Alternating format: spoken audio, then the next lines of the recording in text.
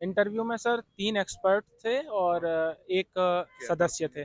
सदस्य। उसके बाद उन्होंने मुझसे पूछा कि मध्य प्रदेश में कुलपति को क्या कहा जाता है?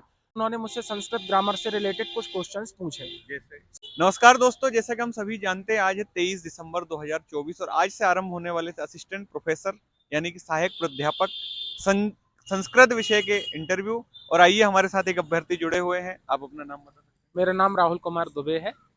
जी। हैं? आज आपका इंटरव्यू था। जी। किसके बोर्ड में था आपका interview? Sir Rakesh Raigarh. Sir. अच्छा, राकेश राकेश सर। सर अच्छा, जी। चलिए। कितने कितने सदस्य थे इंटरव्यू में? इंटरव्यू में सर 3 एक्सपर्ट थे और एक सदस्य थे। सदस्य थे। जी। चलिए।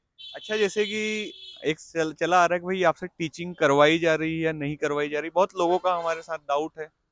सर मुझसे तो शिक्षण नहीं करवाया गया।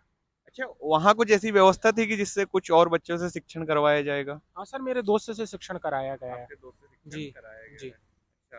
अच्छा, मैं बात करूँ भाई प्रश्न की, जैसे कि एक तो सब्जेक्ट का, पहला तो आपका सब्जेक्ट से प्रश्न रहे होंगे, तो सब्जेक्ट से किस प्रकार के प्रश्न पूछे गए?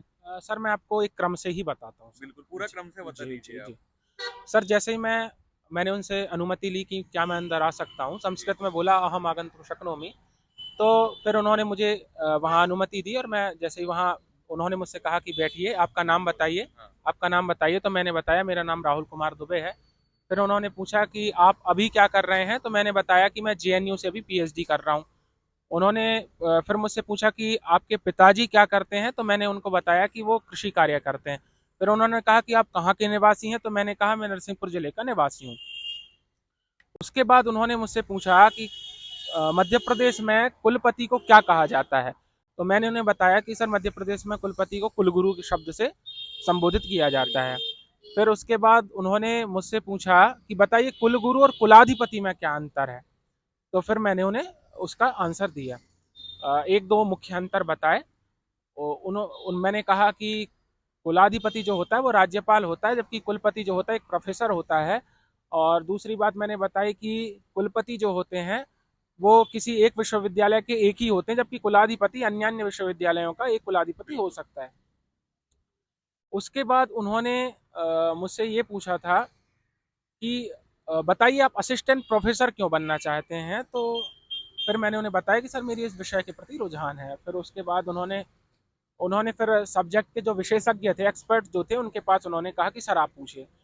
फिर उन्होंने मुझसे सबसे पहले ये पूछा कि आपने जो शास्त्री है वो संस्कृत से की है? मैंने शास्त्री की है सर। जैसे बीए होता है वैसे ही संस्कृत में शास्त्री होती है। फिर उन्होंने मुझसे पूछा कि शास्त्री में भी क्या होता है ना, कोर सब्जेक्ट्स होते हैं संस्कृत में, ग्रामर है, लिटरेचर है, फिलोसफी है। तो फिर मैंने उन्हें बताया कि मैंने सर संस्कृत ग्रामर से की है।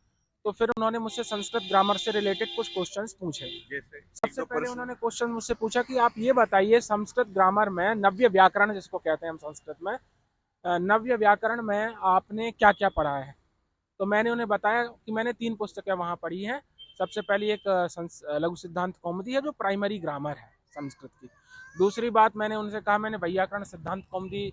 और तीसरी बात मैंने कही कि मैंने महाभाष्यम नाम का एक ग्रंथ है जो पतंजलि ने लिखा है। तो फिर उन्होंने मुझसे कहा कि बताइए पतंजलि शब्द जो वर्ड होता है उसके विषय में क्या क्या कहते हैं, उन्होंने किस किस चीज को शब्द कहा है? तो मैंने बताया कि उन्होंने द्रव्य को शब्द कहा है, जाति को शब्द कहा है, और उसके बाद द्रव्य को कहा है, जाति को कहा है, गुण को कहा है, क्रिया को कहा है, इत्यादि विषय से उन्हें मैंने बताया। फिर उन्होंने मुझसे मंगलाचरण पूछा, वैयाकरण सिद्धांत कौमुदी का। मंगलाचरण मतलब होता है जो शुरू में जो। उसके बाद उन्होंने मुझसे मंगलाचरण के विषय में कुछ पूछा, उसका अन्वय पूछा कि इसका मीनिंग क्या है। और उसके बाद उन्होंने मुझसे क्वेश्चन कुछ उसी के डीप क्वेश्चन किया उसी में से। और फिर उसके बाद उन्होंने अगले एक्सपर्ट की ओर हाथ बढ़ाया कि आप पूछिए।